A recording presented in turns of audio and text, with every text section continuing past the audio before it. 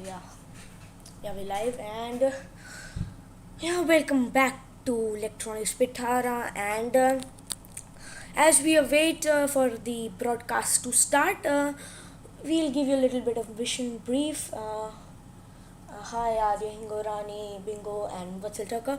So, yeah, we are today waiting for the Atlas 5 SBIRS GeoFlight 5 launch. The SBIRS is the space based infrared system. It's a military system backed by the US Air Force for warfare and purpose. We are currently launching this into the geosynchronous orbit, the geostationary orbit, and this is the fifth satellite. I think there are more satellites, like six or seven more. I mean, six to seven is the number I got, like total. And we're today launching on the Atlas 5 421 configuration. So we are having a 4-meter high fairing, two side strap-on boosters, and one engine on the centaur stage, the upper stage. We are currently waiting for the live feed from ULA. So we'll be today launching from Launch Complex 41 at the Cape Canaveral Space Center, Space Force Station in Florida. That's like in the area of John F. Kennedy Space, like the whole Florida area, the launch area that's known. And yeah, I think we have some kind of like they are gone live. We'll wait for their start. And yeah, yesterday it got scrubbed. I know it was a kind of inconvenience for all of us, and I had to mass message everyone, sorry, we are dealing it. Well, it was just the locks that wasn't properly loading, and they had to dispatch a team there. It wouldn't be solved remotely, so they had to dispatch a team. We are currently at T minus 23, and we are not holding the countdown. Uh, we are expecting an on-time launch at 11:01 p.m. IST, or that's 1:31 p.m. Eastern. And so this is the fifth flight of their system, and today we'll be also deploying two smaller payloads known as EZ3 and EZ4. So they have the TDO 4 and 3 satellites that basically will be attached to the aft end of the Centaur stage. And let me just check if there's any insights we are having. Yeah. So we are currently waiting for the stream to start. It's like looks like we have some visuals soon. We'll have some visuals. So yeah, we'll have the EZ3 and the EZ4 deploy, which is like two in-flight programs or in-flight integrations to the SBIRS. They'll be in the geosynchronous transfer orbit, where the SBIRS satellite number 5 will be kept, and therefore it will then transfer itself to the geosynchronous orbit. So yeah, hi 1 2 3. And so the EZ3 and EZ4 are fully automatic flight systems that will have some of these canister deployments and all the other stuff for small satellites. So they will be attached to the aft end, and we are currently at T minus 21 if you're joining with us. Well, there's someone spamming, and I'm sorry for the night bot. I mean, I know it's hard. So yeah, we wait, and we hope to get visuals soon. So that's it for the briefing right now. We'll have the visuals soon, like in a minute or so. Over to launch stream C.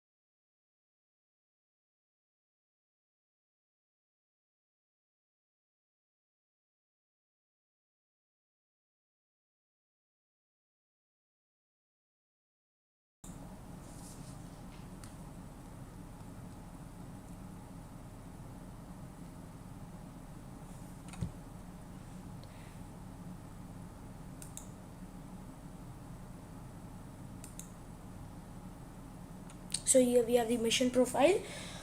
So at around this is the after liftoff thing.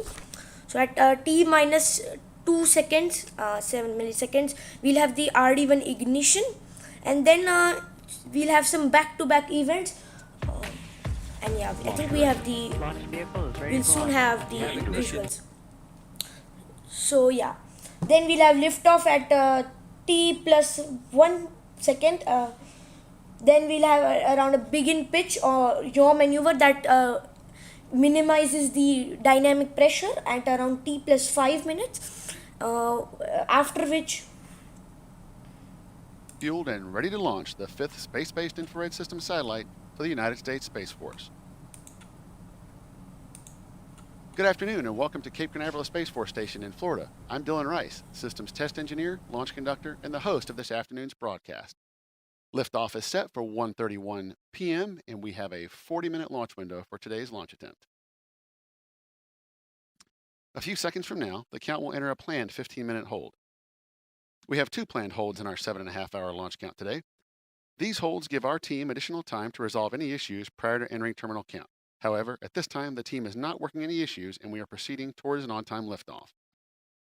Early in today's show, we'll hear from Systems Engineer Tim Pika about getting today's mission ready for flight. Then stay tuned after liftoff to follow mission events leading to spacecraft separation and to learn more about the SBIRS GEO-5 satellite from a recent conversation I had with Lockheed Martin's Melanie Young. And Lieutenant Bryce Leader and Lieutenant Adam Farrell will join me here in the ASOC to talk more about this mission and the important work done by the SBIRS constellation of satellites. In addition to watching our webcast, you can also follow live mission progress at ulalaunch.com. Jessica Williams, weather officer for Space Launch Delta 45, recently briefed the team. Here are the numbers. The probability of violating launch constraints is less than 10%. Ground winds are 17 to 22 knots out of the east, and the temperature is 80 degrees Fahrenheit. With that forecast, the weather is within launch commit criteria and looks favorable for our planned T0 of 1:31 p.m. Eastern Time. Today's flight will fly in easterly heading away from Cape Canaveral. In addition to the 5th SBIRS satellite, today's flight also includes 2 multi-manifest satellites. Let's take a look at what else we can expect to see. 5, 4, 3, 2, we have RD-180 ignition and we have liftoff of the United Launch Alliance Atlas V rocket.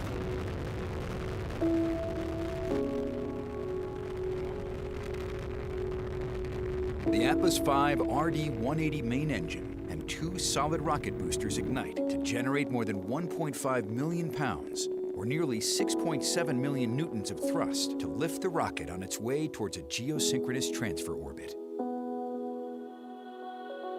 Shortly after liftoff, Atlas begins a pitchover to attain the proper flight path, while minimizing the dynamic pressure the vehicle experiences during flight.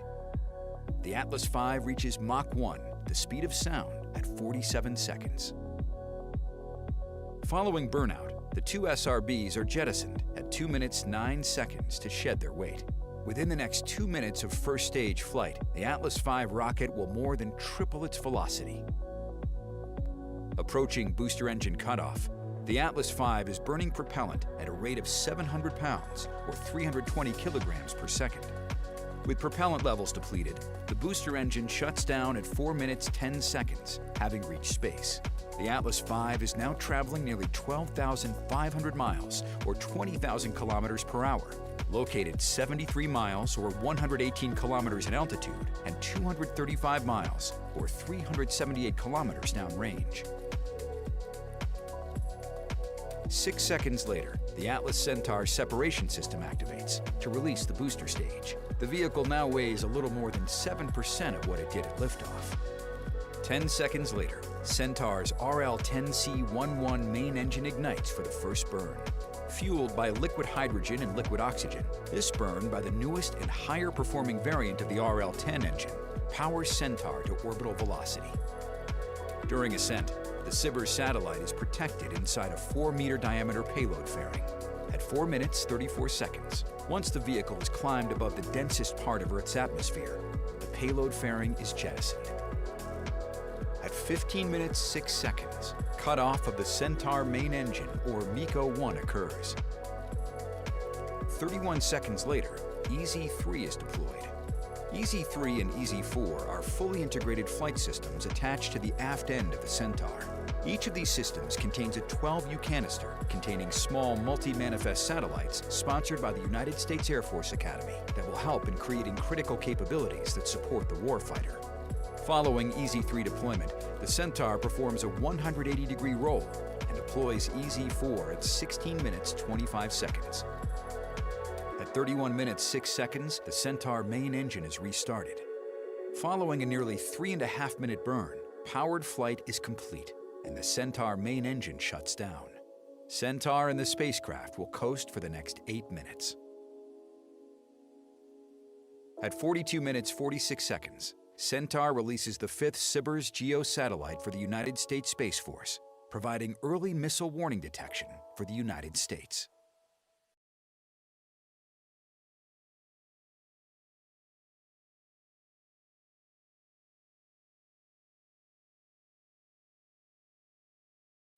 ULA is using an Atlas V 421 rocket to launch SBIRS GEO-5. This is the 87th Atlas V launch and ULA's 144th mission. Built in Decatur, Alabama and Harlingen, Texas, Atlas V is comprised. After the satellite was encapsulated inside the payload fairing on April 30th, it was transported to the vertical integration facility on May 7th, where it was mated to the Atlas V rocket at Complex 41 system, providing air conditioning to the payload and rocket. Trackmobiles power the nearly 3 million pound convoy. The Atlas V rocket stands 194 feet, or about 59 meters tall, and weighs just under 1 million pounds, or nearly 431,000 kilograms, fully fueled. ULA's Atlas V is launching the 5th dedicated satellite in the space-based infrared system. Built by Lockheed Martin, this is the first launch of a satellite using the company's modernized LM-2100 combat bus, an enhanced space vehicle that provides even greater resiliency and cyber hardening against growing threats, as well as improved spacecraft power, propulsion, and electronics. SBIRS GEO-5 is equipped with powerful scanning and steering surveillance sensors to protect our nation 24/7. These infrared sensors collect data that allow the U.S. military to detect missile launches, support ballistic missile defense, expand technical intelligence gathering, and bolster situational awareness on the battlefield. Also riding on today's Atlas V are 2 multi-manifest satellite vehicles, EZ-3 and EZ-4, which contain 2 technology demonstration orbiters known as TDO-3 and 4. These satellites, sponsored by the Department of Astronautics at the U.S. Air Force Academy, will ultimately be used to create capabilities that assist the nation's warfighters in performing their critical missions.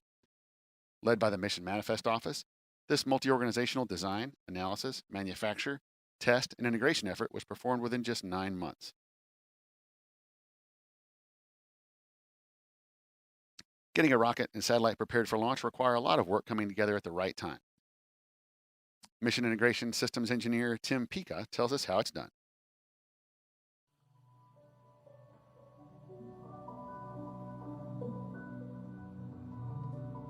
Primarily, my focus is on defining all of the interface requirements to take the payload and put it onto our Atlas rocket. That includes defining all of the hardware, environmental, launch site requirements, and then on the tail end of the mission, right around now, between our rocket and the payload.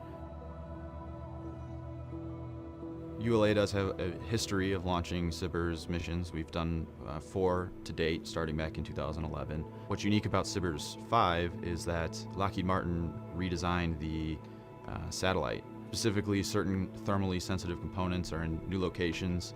In the case of SBIRS 5, we do consider it a short coast mission, meaning it's only about 43 minutes from the time we launch to the time we separate. So it did pose some unique challenges for us to ensure that we could keep all of those components on the satellite within their thermal constraints. With the auxiliary payload team, which is a different customer, to define their requirements and make sure we get those payloads where they need to be. One of the challenges with this is you need to make sure that the requirements for the secondary payloads don't induce extra risk onto the primary payload.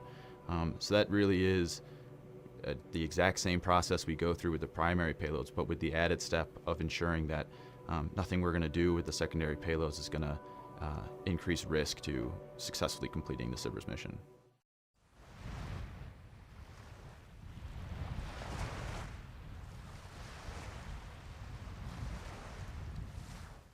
The artwork on the payload fairing of today's rocket features a 5-sided pentagon to represent the 5th SBIRS GEO satellite.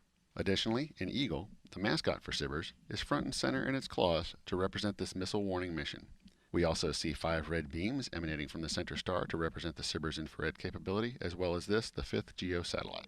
Finally, the SBIRS motto, always vigilant, is imprinted on the missile.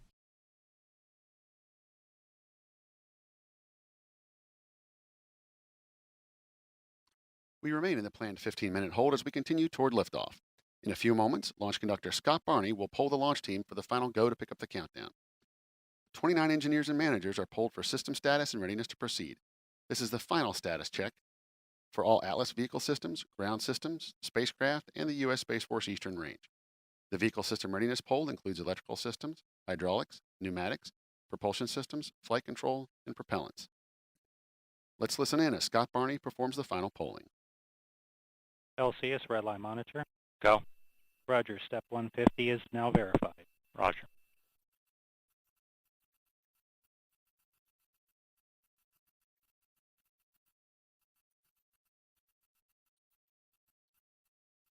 So we are currently heading for the LD, Gono LC, pole. that one. LDM1. Yeah, we are close, very close to our. So we are now heading for the go-no-go pole. Here all systems will be checked, and we are currently holding. We'll soon update the clock.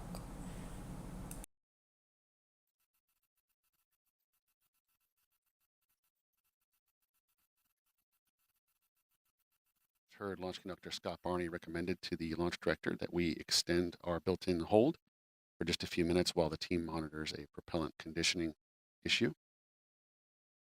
So we will stand by and await an updated T0.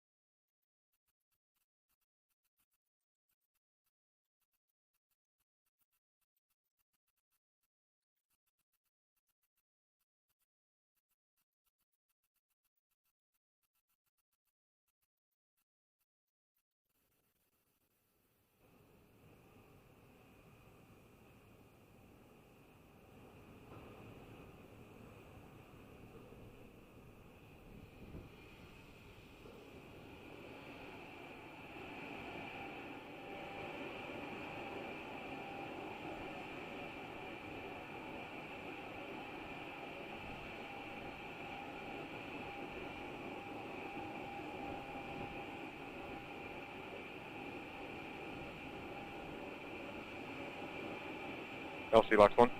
Go, Lux 1. Fogo suppressor charge is complete. Roger. And Lux 1 LC, your status on step 850.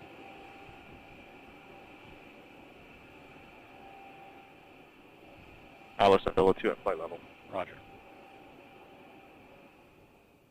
And with that, all steps are complete prior to the status check. LC STD. Go. Spacecraft is configured for launch. Roger. And RLM LC. Go ahead. Again, verify redline monitor and event table in a correct configuration for terminal count. Verified. Roger. Okay, all personnel stand by for the status check. And we'll get a new T0.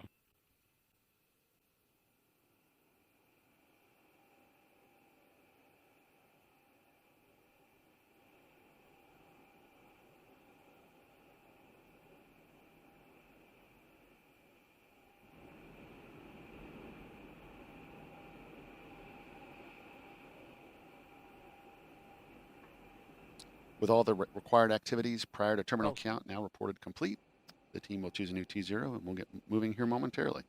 T0 of 1737. 1737 Zulu. Roger. RC, LC, net 1. RC. Please coordinate a new T0, 1737 Zulu. 1737 Zulu in work. ALC, set the clock for a T0, 1737 Zulu. Roger.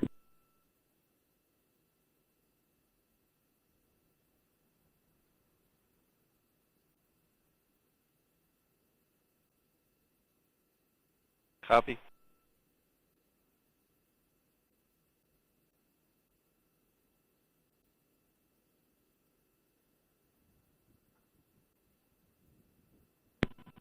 LC, ALC. Go. Countdown clock has been set for a new T0 of 17:37. Roger.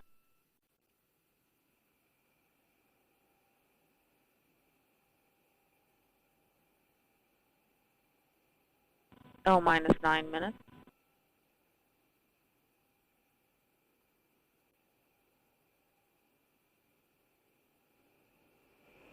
LC, RC, Net 1. Go, RC. New T0 is approved. Roger. Okay, all personnel, we have an approved T0 for 17:37 Zulu. LC switch to the ready position. All steps are complete prior to the status check. And as you just heard, the clocks are now set for our new T0 of 1737. The range has approved the new T0, and the team is now ready to proceed with countdown. Launch conductor Scott Barney will resume his activities and conduct the poll for terminal count in just over 1 minute.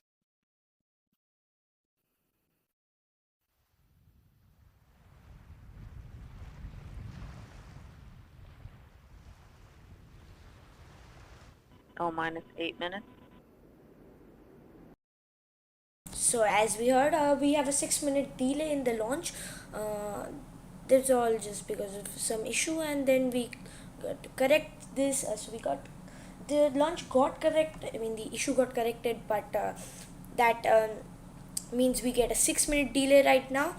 I hope we don't get a scrub today, cause I'll get personally beaten by people for.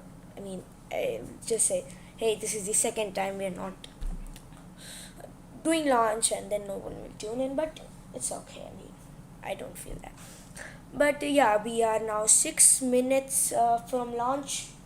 I mean 6 minutes delay. So as we can now talk a bit more about the begin pitch or the yaw maneuver. So it's to correct the flight path, and it's also in consideration that the minimal dynamic pressure doesn't get affected. Terminal count. Atlas systems. Propulsion. Go. Hydraulics. Now Go. we're heading for Pneumatics. Go. LO2. Go. Water. Go. Centaur systems. Propulsion. Go. Pneumatics. Go. LO2. Go. LH2. Go. Has gas. Go. Electrical systems airborne. Go. Ground. Go. Facility. Go. RFFTS. Go. Flight control. Go. GCQ. Go. Operations support. Go. Com. Go. Umbilicals. Go. ECS. Go. Red line monitor. Go. Quality. Go. Op safety manager. Go. ULA safety officer. Go. Vehicle system engineer. Go. Anomaly chief. Go. Range coordinator. Clear to proceed. Launch director. Launch vehicle is ready to launch. Mission director. You have permission to launch. Proceeding with the count. ALC. Verified T0 is set for 1737 Zulu. Verified. Polling is complete. The ULA launch team and the Space Force mission director are go for launch. From T-minus 4 minutes until launch, you'll be listening to Scott Barney and his team performing the final steps in the countdown procedure. You'll hear the team call out that Atlas liquid oxygen topping has been secured, followed about a minute later by the call out for transferring the Atlas and Centaur stages from ground facility power to internal battery power. At T-minus 1 minute 55 seconds, the team will command the launch sequencer to start, followed shortly by securing the Centaur liquid hydrogen and liquid oxygen topping activities. At T-minus 1 minute 40 seconds, the team will command the flight control system to launch enable and arm the flight termination system. In the final minute, Atlas tanks will be verified to flight pressures, followed by a verification of Centaur tank pressures. A final status check of Atlas, Centaur, and SBIRS GEO-5 readiness is conducted at T-minus 25 seconds. At T-minus 3 seconds, the RD-180 engine will roar to life. After liftoff, you'll hear the voice of Patrick Moore providing launch vehicle ascent data. STD, this is LC. Please re-verify spacecraft remains configured for launch. Verified. Roger. All steps are complete prior to terminal count.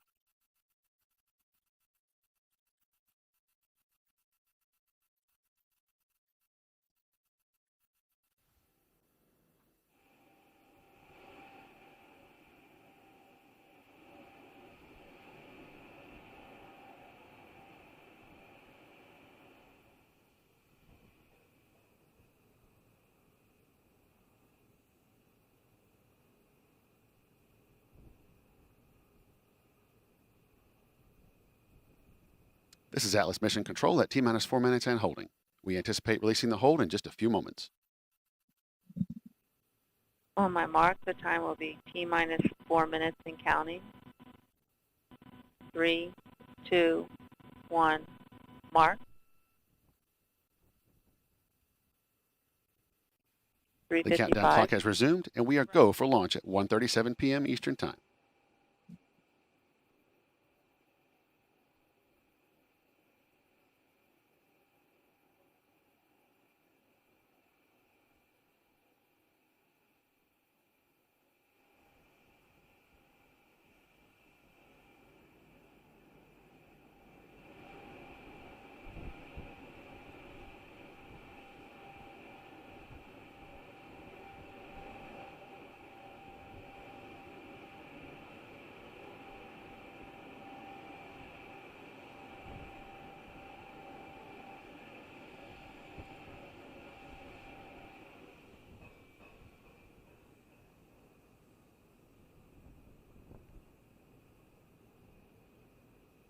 So yeah, we have the clocks T-minus resumed, 3 minutes. and now we are moving on for the next thing. Atlas that's, tanks to flight pressure. So yeah, we are now launching. We'll just get an 2 minutes, announcement. 50 seconds. FCS internal.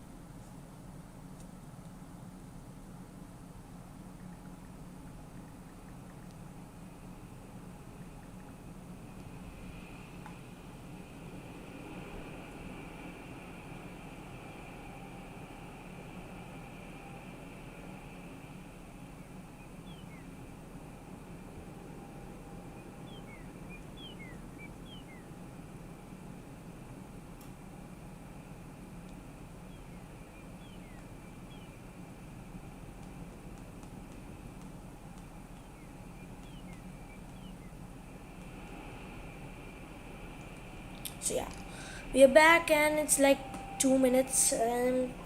Clocks in 1:59. synchronized, and yeah, Vehicle internal. there's nothing much to say 1:55. about right now. We're just Launch counting sequence down, start. and as countdown begins, the 1:50. nervousness begins. Securing sensor. I replaced my camera. I just reconfigured the camera so that we could see the both clocks, and we could just get 1:40. synchronized. Launch enabled. 1:37. Yeah, we are right now. And if you're on social media, all social media T-minus links 90 are in seconds. The launch the vehicle, description, payload, and ground systems, and all- Eastern range are go for launch. everything is coming on the screen. So yeah, just do check that out. 1:20. OCU's armed. FCS count started. 1:10. Vent valves locked. Everything about this mission is in descriptive T-minus 1 description. Rock, T-minus range 1. status. Range green.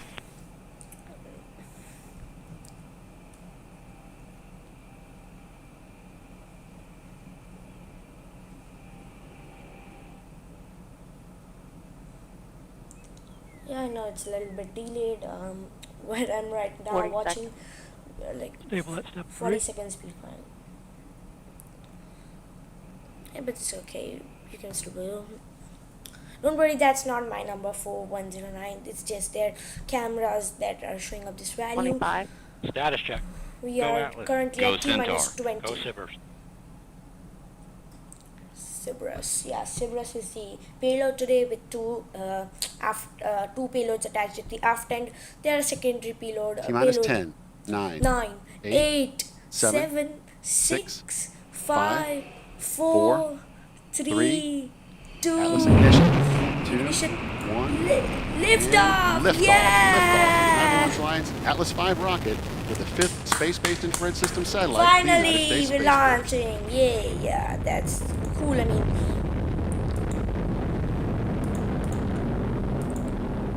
Now 15 seconds into flight. PU's gone to closed loop control.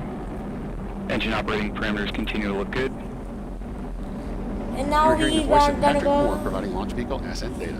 Now we're going for around. Vehicle's now completing the pitch over program. Body rates look good. Yeah, pitch over is good. We are now going for Mach 1. Soon Mach Seeing 1 good is. chamber pressure on both SRBs. And already RD-180 now beginning the throttle bucket. Engine response looks good. Max Q, or Mach 1. Mach And now 1. passing through Mach 1. Atlas 5 is now supersonic, and Max Q, maximum dynamic pressure. We'll soon see Body rates continue to look good through the boost SRB phase. jettison. That's one of the best things you can view. Vehicle's Like now throttling back up go- slightly. Engine go like response this. continues to look good. Chamber pressure on both SRBs continue to look good. Now passing 1 minute 10 seconds into flight. Atlas is now 10 miles in altitude, 4.5 miles downrange distance, traveling at 2,000 miles per hour. 1 minute 20 seconds into flight, standing by for SRB burnout shortly. We're soon gonna get Body rates continue to look good. soon Chamber gonna pressure on get the SRB is now SRB tailing jettison, off. and that's one of the beautiful things you can see while And we have you burnout on launch. both SRBs. Atlas will hold on to the SRBs for an additional 39 seconds before jettison. RD-180 is throttled back up to full thrust. Engine response looks good. SRB fuels have depleted, and we're holding it Now for 6 passing 1 months. minute 50 seconds into flight. Body rates continue to look good throughout the boost phase. And the Atlas V now weighs 1/2 of its liftoff weight. Guys, consider subscribing this channel if you're And standing by loving for it. SRB Just jettison like hit shortly. the like button. Yeah, that's good, And boy. we have good That's indication of boy. separation of both SRBs. Now just under 2 minutes remaining in the booster phase of flight. So that's the SRB jettison Vehicle's is gone to complete. closed loop steering, seeing a slight correction in the body rates, now damping out nicely.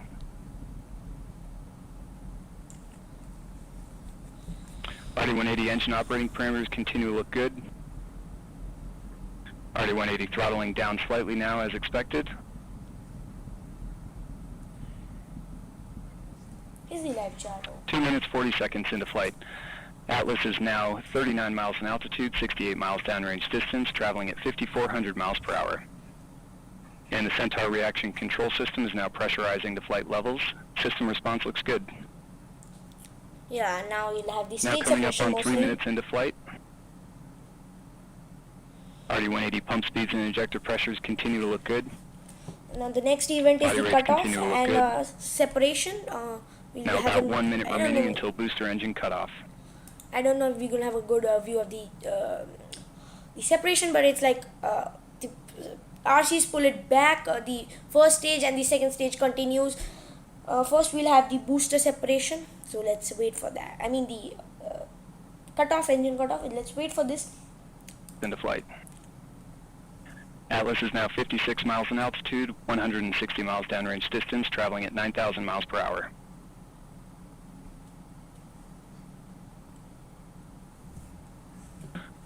And RD-180 is now throttling to maintain a constant 5G acceleration limit. RD-180 responses look good.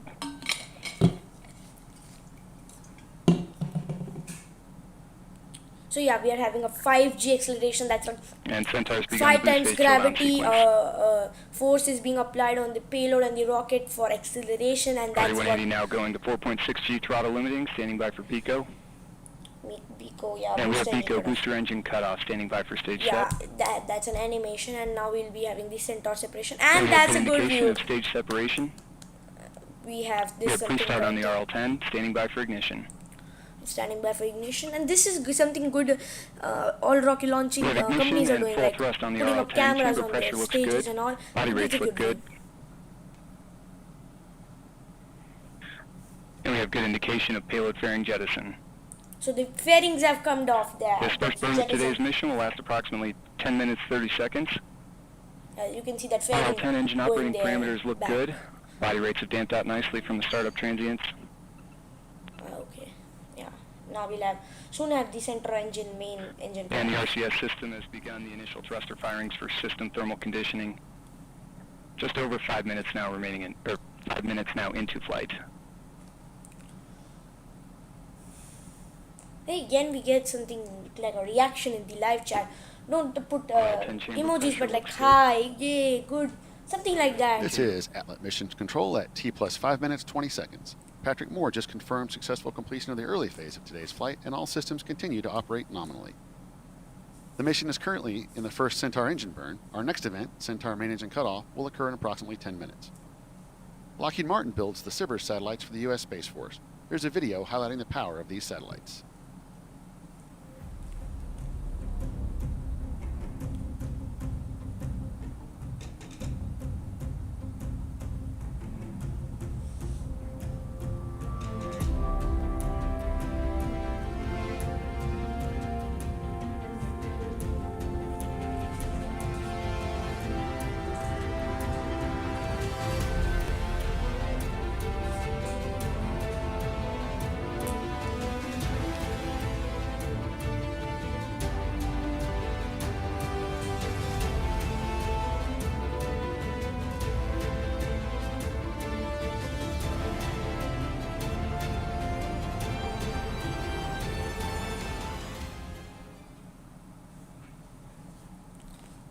It's 30 seconds into flight.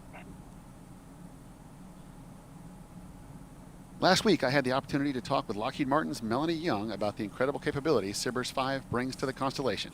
Let's take a look at our conversation. Hey, Melanie. Thanks for joining me this afternoon. Can you tell me more about what you do for the SBIRS program? Yeah, thanks. I'm really excited to be here. I am a systems engineer for Lockheed Martin Space, and I've worked in the U.S. Space Force's Space-Based Infrared System, or SBIRS program, for 14 years. Wow, that's awesome. For our audiences, can you tell us more about what SBIRS is and what SBIRS does? Yeah, SBIRS is a critical system for the U.S. Space Force and for our national defense. It has a constellation of SBIRS satellites that continuously protect our nation and armed forces. The SBIRS satellites are equipped with scanning and steering surveillance sensors. They detect missile launches and support ballistic missile defense, expand technical intelligence gathering, and bolster our situational awareness on the battlefield. On the ground side, there's a ground station that receives and processes tons of SBIRS data. The SBIRS operators take that data and use it to make reports for defense and intelligence and civil applications. And SBIRS GEO-5 is the latest satellite to join the SBIRS constellation. So the SBIRS program is very important to our national defense. You mentioned that this is SBIRS 5. We've launched 4 SBIRS birds in the past. Can you tell us what's different about SBIRS 5 compared to the previous satellites?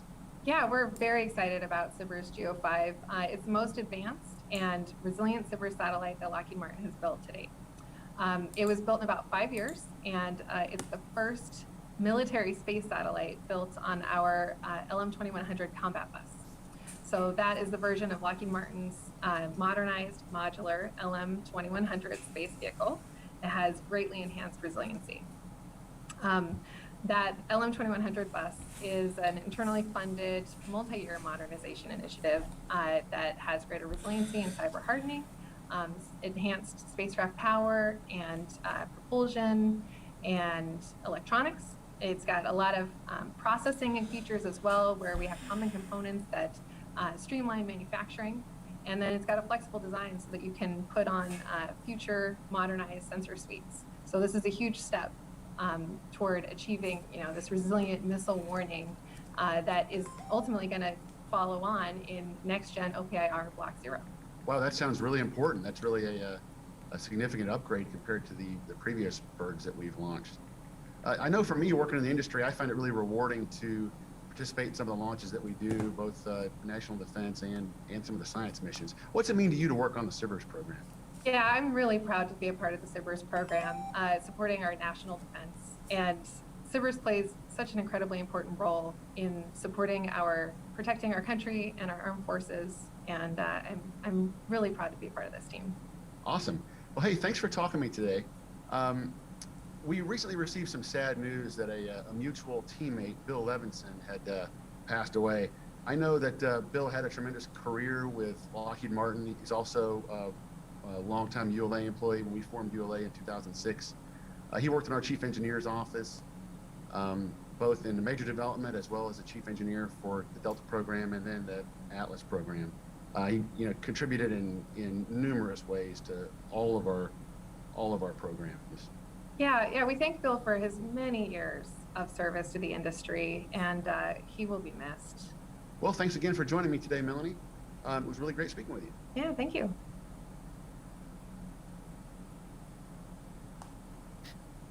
Once operational, the Space Delta IV team at Buckley Air Force Base in Colorado will control the SBIRS GEO-5 satellite. Let's take a look at a short video message. Hi, I'm Captain Hannah Ritter. And I'm Second Lieutenant Nicholas McDaniel. We're here at Buckley Air Force Base, Space Delta IV. With faster, more accurate missile surveillance capabilities, this is a step forward for the future warfighter. As a space-based infrared operator since 2017, this historic event on May 17th will be the launch of SBIRS GEO-5, will greatly contribute to the mission of protecting the United States and our allies. The launch of this satellite further proves that the space enterprise is here to stay, and we can't wait to gain operational control of the satellite and support our nation and our allies. Videmus Mundum, we see the world.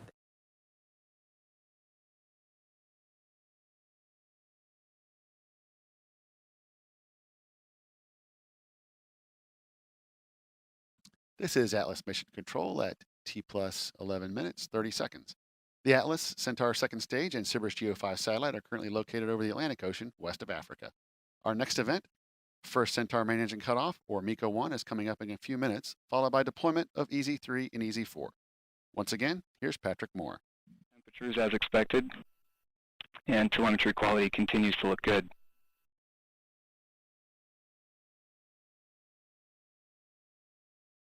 Now coming up on 12 minutes into flight. Approximately 3 minutes now remaining in the burn.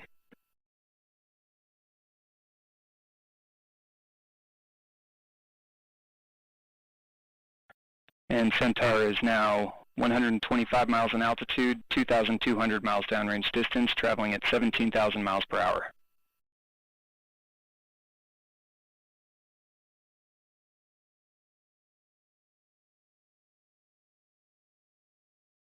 Next 12 event minutes, is 30 seconds into flight. Next event is main engine cutoff. So we soon expect to see the main engine up on the screen. Chamber pressure on the RL-10 has continued to look stable throughout this burn. Well, we just take out all the events that have happened till we see something happening. Yeah. Now passing 13 minutes into flight. And just over 2 minutes now remaining in the burn. Centaur systems all continue to operate nominally.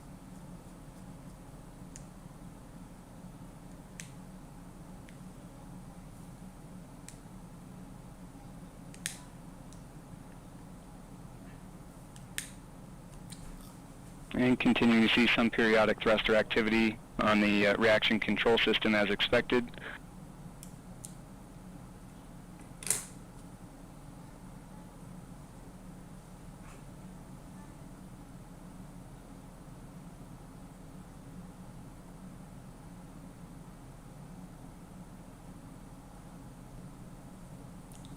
Propellant utilization system is continuing to control appropriately in the closed loop mode.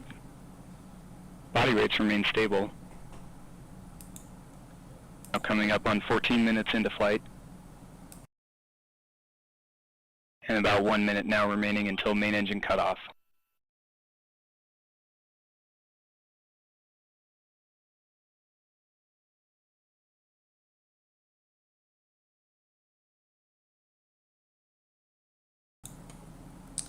Yeah, so I'm saying they're not letting me to speak. I mean, Chamber pressure continues to look good on the RL-10. We'll talk in about 15 minutes or so. I mean, a minute or so, and then we'll talk and we'll have Q&A or something. So stay tuned. Don't go. We'll still having the visuals. This is the animated view because it's over the ocean, so you can't get good visuals of the camera. We're waiting for the MECO-1. So yeah, it's planned for around 15 or 6. From our clock it's like 15:09. It's just a bit ahead.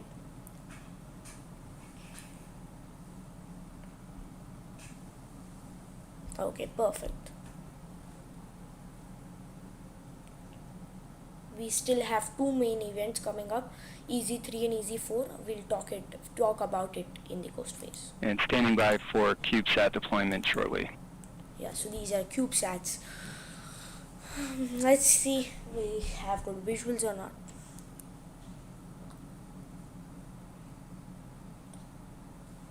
please wait as we... And we have good indication of separation of the TDO3 CubeSat from the aft bulkhead carrier. Yeah, so that's the first one, and now we are having a 180-degree pitch maneuver, and yeah, that's the third one. Yeah. Centaur now rolling 180 degrees in preparation for separation of the TDO4 CubeSat. And roll rate is now damping out. I think there is lagging. Because I'm probably perfect, yeah. So. And the roll is completed, standing by for separation of TDO4. So let's have a look where is TD4 coming. So we had a 180-degree and we have good indication of separation of the TDO4 CubeSat from the aft bulkhead carrier. Yeah, so that's the thing going now down 16 there. minutes, 30 seconds into flight. I think we'll have now a coast phase. Centaur has resumed 4S settling following successful separation of the aft bulkhead carrier payloads.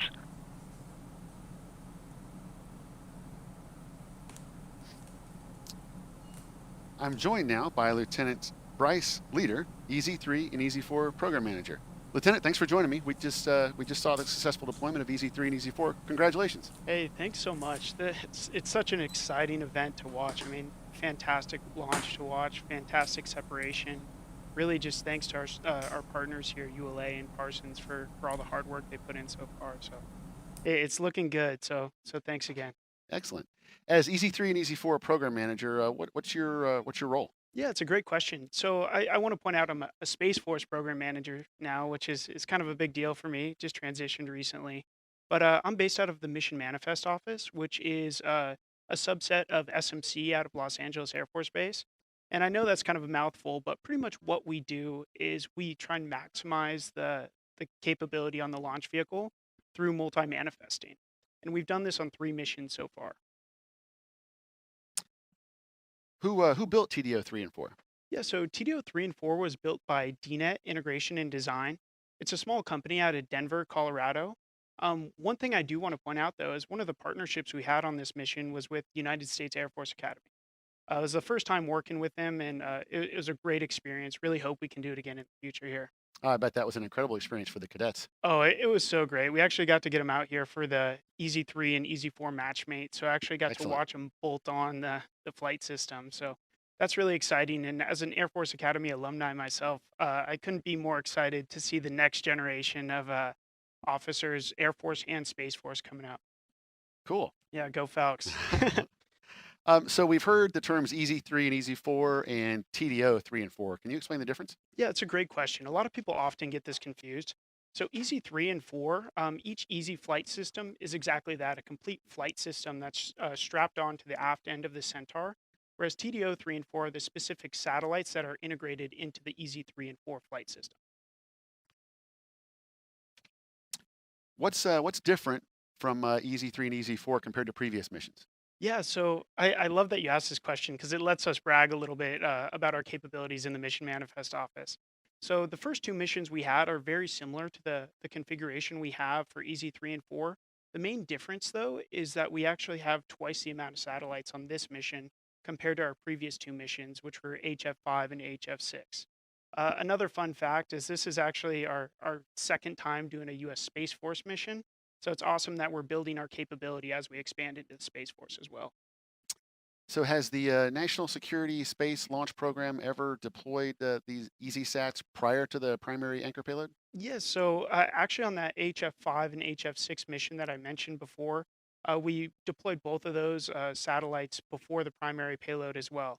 And why that's important is because certain satellites have specific requirements that our warfighters need. So ultimately, we're getting critical capabilities to our warfighter when and where they need it. So what's next for the Mission Manifest Office? Well, we're pretty busy here, Dylan. We got quite a few missions coming up. But one I want to highlight is a partnership with NASA on the Landsat 9 observatory mission. We're actually populating an entire ESPA ring that's going to have up to 13 satellites on it. Wow. Yeah, so that's launching out of the West Coast in September here. So we're really looking forward to that one. Well, thanks, Lieutenant. We appreciate the details and your perspective on this very interesting program. I'm sure you're anxious to get back to following EZ3 and EZ4. But if you'd like to stay with me for just a few minutes, we have something coming up that you might appreciate.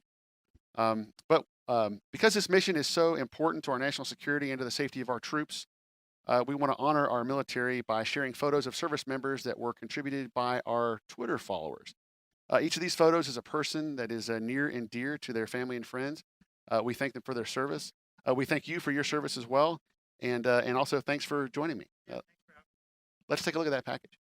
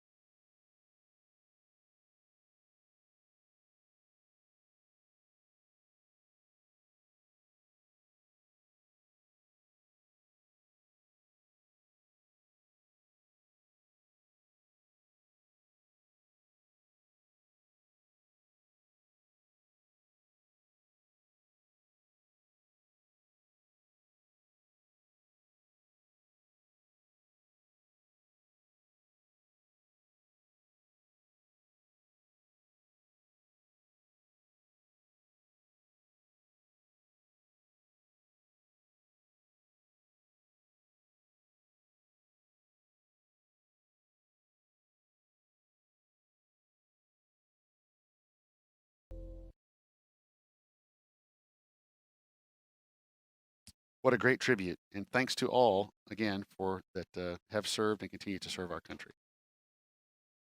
Transporting the Space Force's SBIRS GEO-5 satellite to the launch site here at Cape Canaveral required collaboration with the Air Force. Let's take a look at an interview with one of the pilots. The space mission is essential to everything the military does, whether it be GPS, whether it be in the missile detection, whether it be really mapping anything.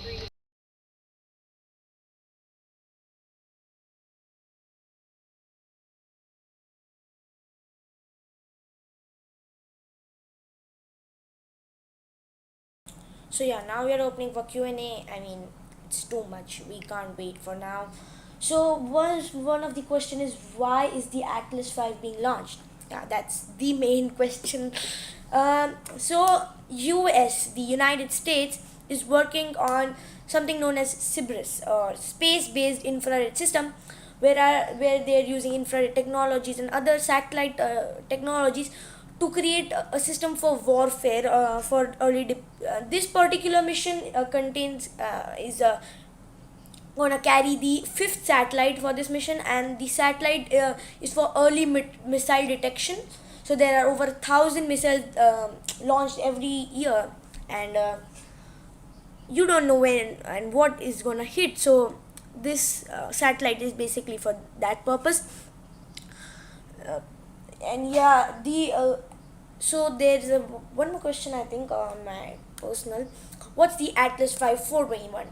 So the Atlas 5 421, the 421 is basically code, that's the FBC code, or the fairing booster and engine center engine number.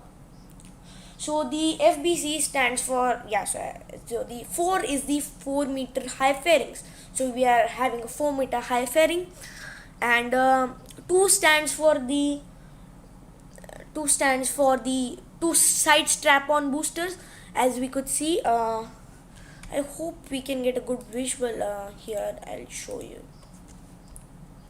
Yeah. Wait. Image. Yeah.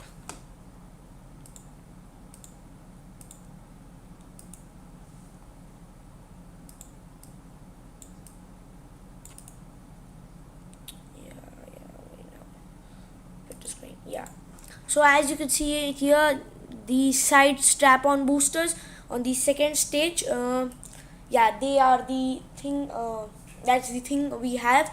And the 1 is the number of engines on the Centaur stage, and yeah, that's the thing. So that's and the Atlas 5 is the rocket of the Atlas family. Sorry. The Atlas family is a family of rockets developed by Lockheed Martin, and it was then incorporated in ULA after after they merged. The Boeing and the United Launch Alliance merged, and yeah, that was the main thing. Well,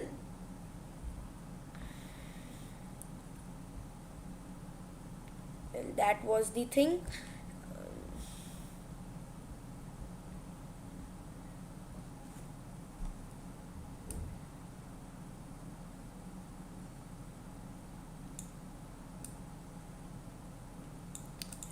That was the thing.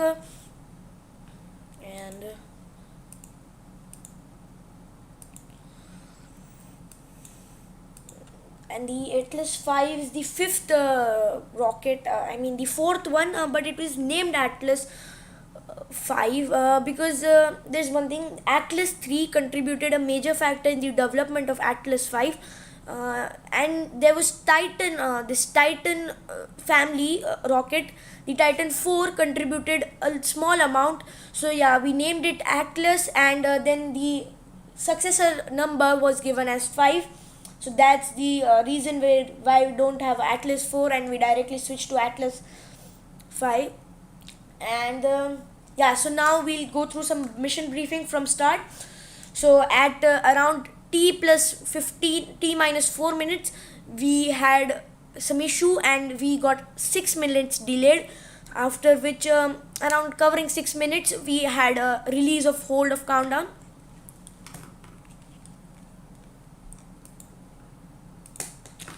And then at T minus 2 seconds, we had the thrusters or the engines ignite, and we had an on-time liftoff at T plus 1. Then you have the usual pitch maneuver that the Atlas rockets have to do. And this is my first ULA launch, so I'm not pretty sure if all ULA rockets are doing that, or basically this one. It is just to correct the flight path, and also to and there's also one thing they keep in mind is not to damage the minimal pressure, because their tanks inside the rocket are very very sensitive to pressure. Like to keep themselves to keep their own weight, they have to be pressurized.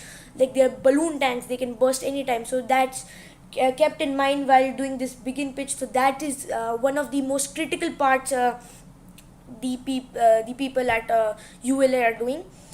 Then we approached Mach 1 at 47 seconds, and then a max Q or the maximum dynamic pressure the rocket will face during ascent.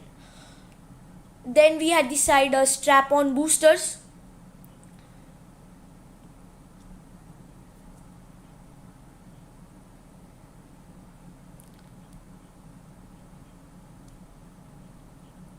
So yeah, we had the side strap-on booster removed, and we had after the side strap-on boosters got removed, we can get more velocity, because they add to the weight but they also lift us.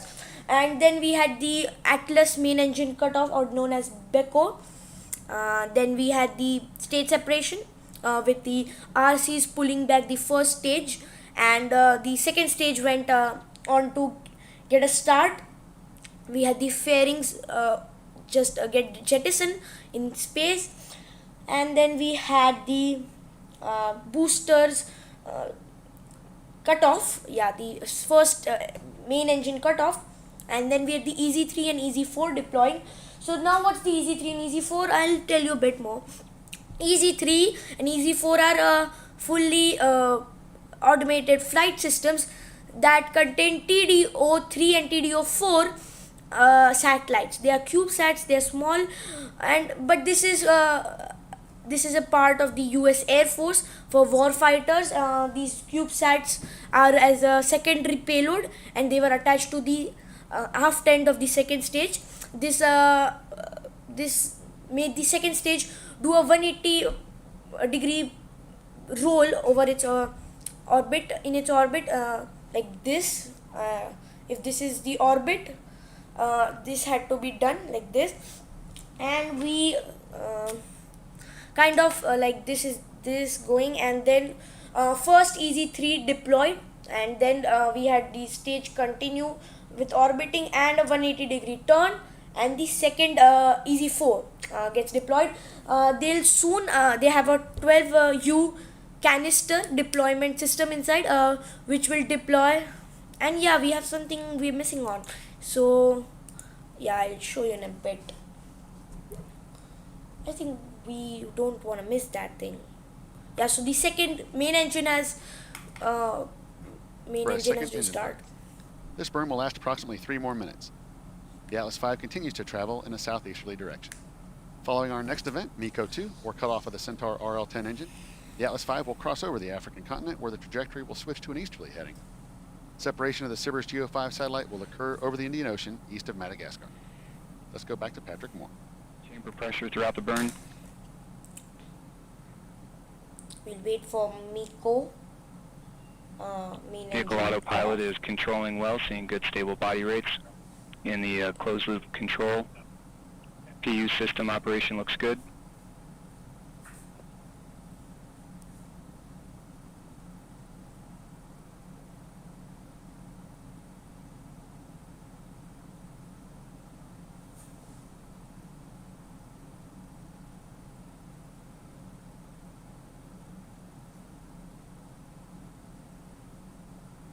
And 2 minutes now remaining in the burn.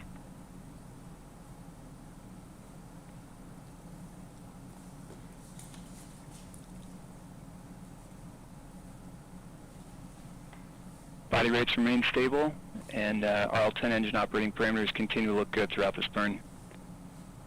And about 100 seconds now remaining in the burn.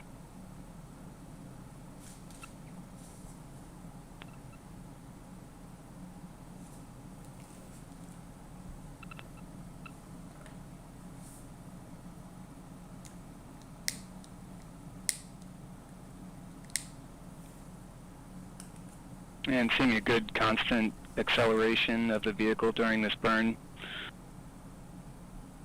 PU system operation continues to look nominal, and we are continuing to see periodic thruster activity on the RCS system as expected. Loop temperature staying close to bottle temps. 1 minute now remaining in the burn.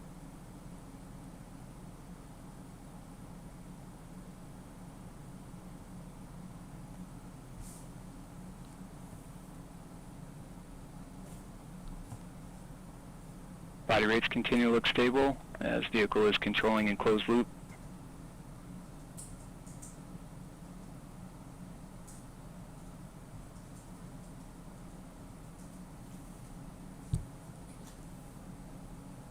Now 30 seconds remaining in the burn.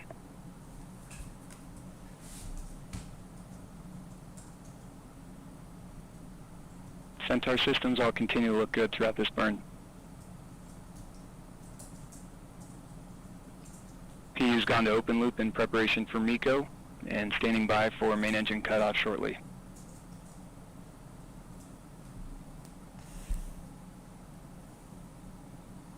And we have MECO main engine cutoff.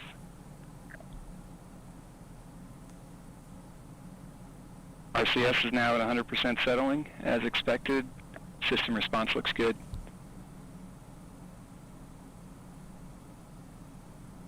And Centaur is now turning to the separation attitude.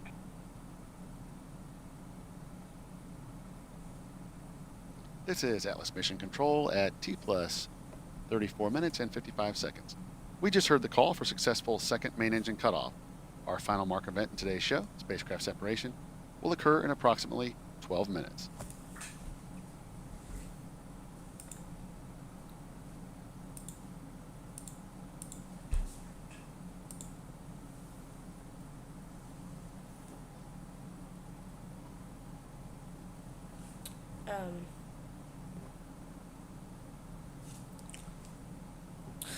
Yeah, so as we're talking, we had the EZ3 and EZ4, so they'll be helping warfare and other things. Then we had an on-time MS2 that we just saw, MES2, main engine startup 2, and we had MECO 2. And now we are now heading for the geo separation. The SBIRS GEO-5 will separate. We will not be separating it into the geosynchronous orbit. We will be deploying it in the geosynchronous transfer orbit. So it is just above Madagascar that it will deploy. People in and around Florida would have seen a good view. Like there would be a bright light outside in the daytime. So yeah, we'll wait at around 12 or 10 minutes from now. We'll have that. Any other questions you can put them down. We are up for Q&A. So yeah, the Q&A is right now that we're working on.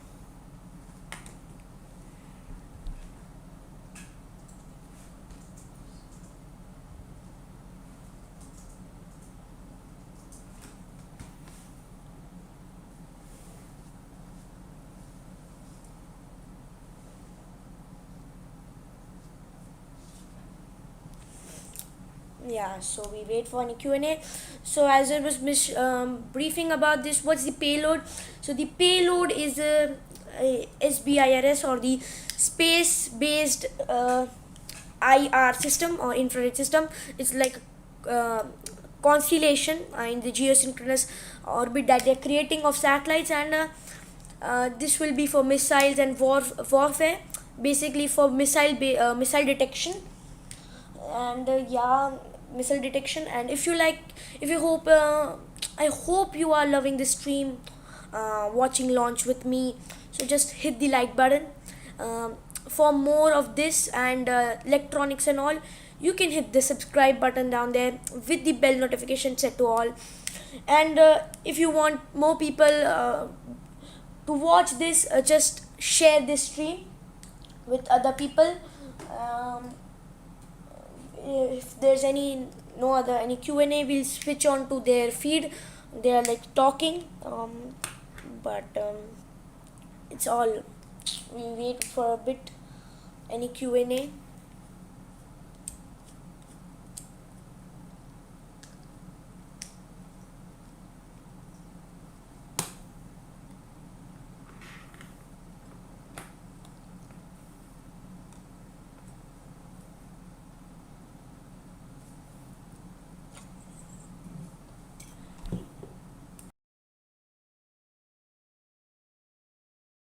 Situation.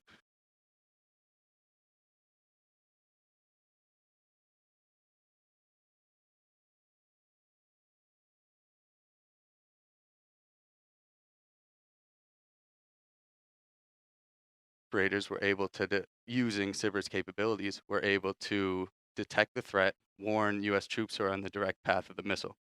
Due to the early detection, no U.S. troops were harmed or killed, and I think, again, this just shows how our capabilities are actually helping the troops on the front line. Yeah, an absolutely critical Yeah, capability, exactly. no doubt. Very important. So obviously, liftoff is like this mission has been going on from around past 10 years, with the first launch in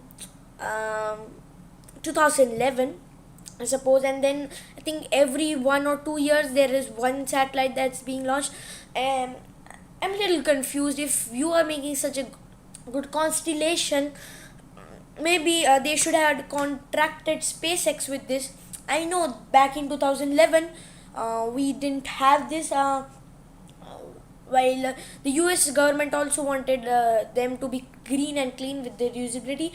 But rocket launches are booked back, like maybe 3 to 4 years back. And if it was like in 2015 or maybe in 16, they might have booked SpaceX. Means they would have booked with SpaceX. They would get a faster launches, not have to wait for 10 years. But yeah, then it also depends on how fast they make satellites. Like I don't think ULA, being a commercial partner, would be delaying launches. It would be mostly with the satellite development. but we don't know what exactly has caused this thing to run over a 10-year clock. Well, yeah, let's just see. And yeah, we are waiting for SBIRS separation. Awesome. This is Atlas Mission Control at T plus 41 minutes. We're approaching spacecraft separation here in just a few minutes. Let's go back to... I think we had this host on SpaceX SN15 test flight. I mean, their voices are like pretty same. Maybe I have forgotten, or can anyone just verify that and check? I mean, there's no host name. I don't remember the host name, but yeah, do check that if they are both same. I mean, I don't think cause they will be like, I mean, they'll have two separate companies, but yeah, let's see.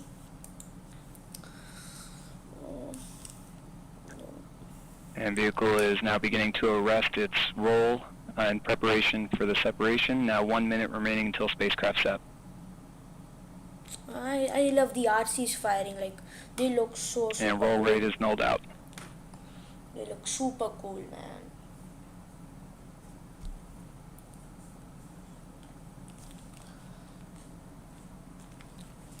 And Centaur now adjusting roll rate for spacecraft sep. We are approaching separation. It's doing its final maneuvers, final degree, inclination, and I don't think so we'll have a feed till end, but yeah, we'll 20 then seconds have to separation. 20. Wow.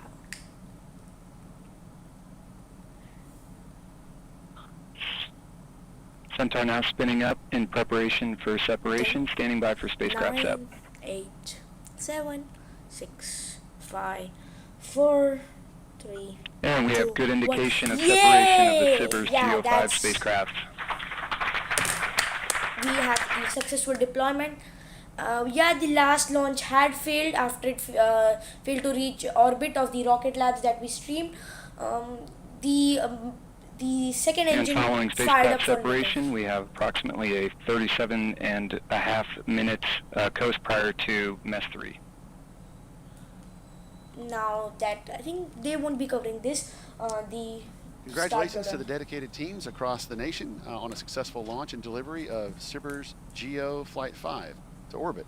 And Lieutenant, congratulations to you and your team as well on a successful mission. Thanks for joining me today. Yeah, thank you. Such an awesome day, and go SBIRS GEO Flight 5.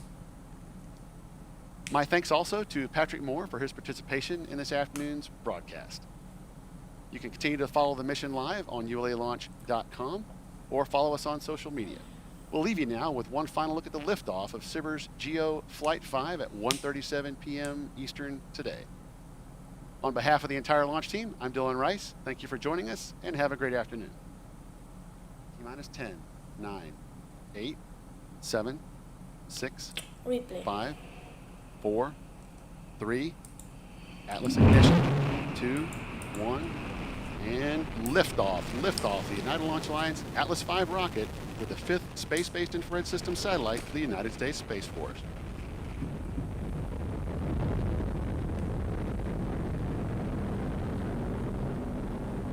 Now 15 seconds into flight. PU's gone to closed loop control. Engine operating parameters continue to look good. You are hearing the voice of Patrick Moore providing launch vehicle ascent data.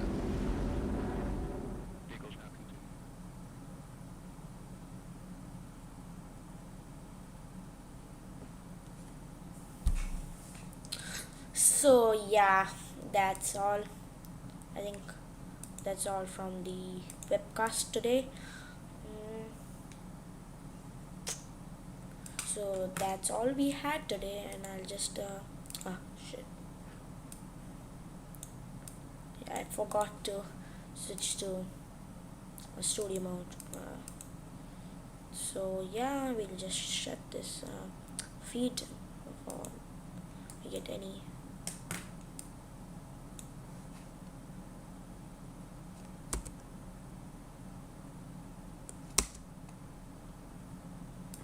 Yeah, like literal no shit has to happen now.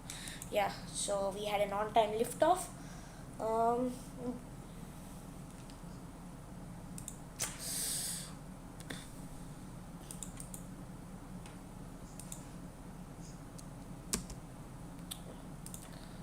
I don't know why it pops up every time. Yeah, so we had an on-time liftoff today, as I was speaking, with some of the major events like liftoff, then fairing separation, booster side on strap-on, just jettison, all that stuff happens, and then finally we had a good amount of the EZ3 and EZ4 deploying, and then we had the main payload deploying in the geosynchronous transfer orbit.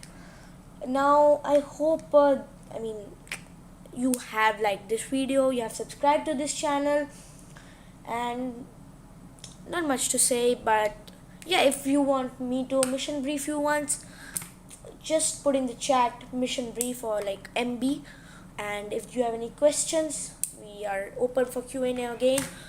Well, that's all for today's broadcast from me, my end. Any questions or any mission brief you want, we'll also be putting timelines and other things on the social media. Yeah, we have social media links in description. All about the mission is in description, you can read there.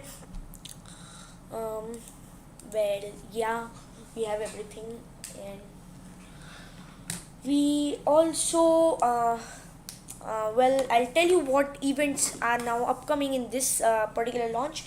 So after the payload has deployed, the velocity of the payload is a little bit more, because when it separates, the separation force gives it a little more thrust, and that's what makes it what makes the second stage then come out, and then we have the Centaur engine will start to burn again, which will decrease its apogee and perigee.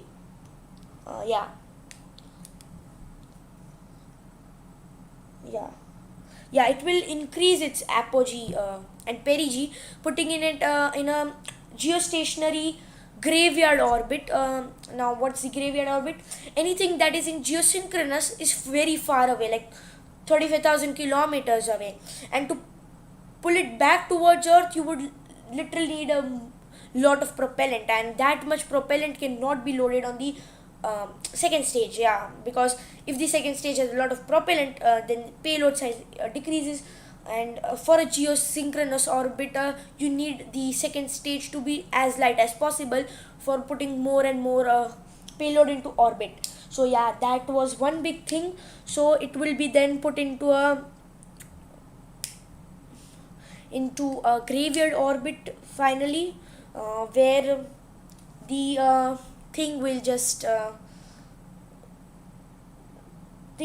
start to wither off, and by in time it will be still there. I hope so that will happen, or either if they have enough fuel on it, they'll try to re-enter the atmosphere, which will eventually blow down the vehicle. Well, they have written start of blowdown. Well, this is my first own ULA launch with a geosynchronous orbit, so I will update you on my social media exactly what happened. And at around 2 hours 57 seconds, we have the end of mission. That's from the ULA side. Then all the companies that are tracking satellites and all that will take over. So we had a launch from the 41 Complex 41 at Cape Canaveral Air Force Station, Florida. The separation or the pre-separation orbit, like the orbit in which it is currently there, is perigee is at 499.58 nautical miles, with apogee of 19,305.20 nautical miles, and inclination is 21.14 degrees, and argument of perigee will be at 178.0 degrees.